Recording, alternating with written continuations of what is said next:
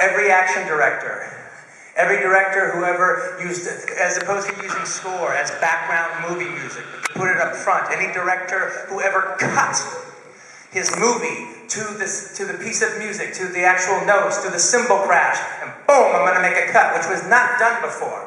Any director who ever did that, any director who ever took genre pieces and actually had the grandiose idea to present them larger than life, that started 50 years ago.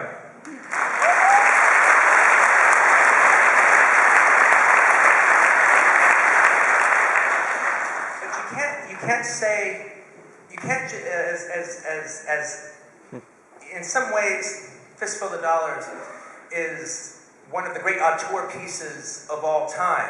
But one of the things that makes the film so great, that while you have to cross yourself every time you say Sergio Leone's name, when you talk about it, you must also, with the exact same breath that you use to say Sergio Leone's name, you have to sing the praises of both Ennio Morricone and Clint Eastwood.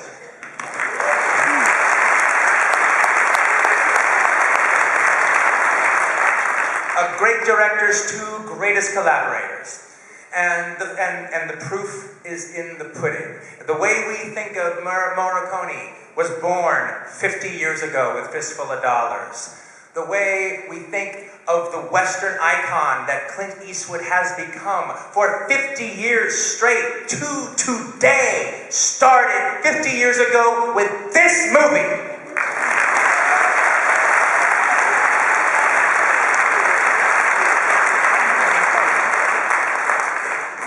And you need no more proof than to watch his big introduction scene when he kills the Baxter's men right at the beginning with one of the coolest badass fucking speeches in the history of action cinema. That is why a hero was born that day.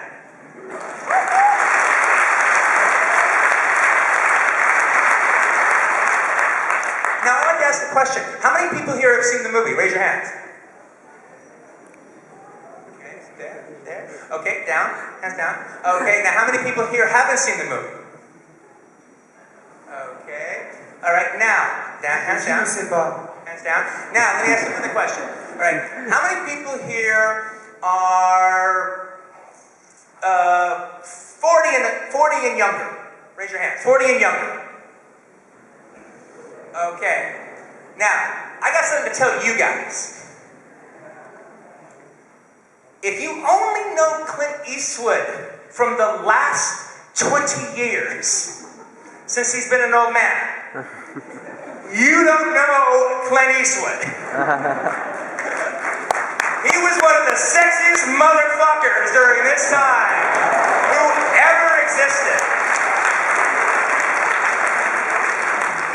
And by the way, that's another thing Sergio Leone brought to Westerns. Western heroes weren't sexy before Leone. Sometimes the bad guys, you know, the anti-heroes. Kirk Douglas and Doug Holliday in Gunfight at the OK Corral. A few examples. But if you remember, if you think about it, the Western heroes in the American Westerns, it was always about them being tough and always about them being about the rule of law. They didn't look cool. They looked badass, or they looked tough, and they looked heroic. But they didn't look cool. They didn't look sexy. Women didn't think about fucking them all the time. Sergio Leone changed that as well.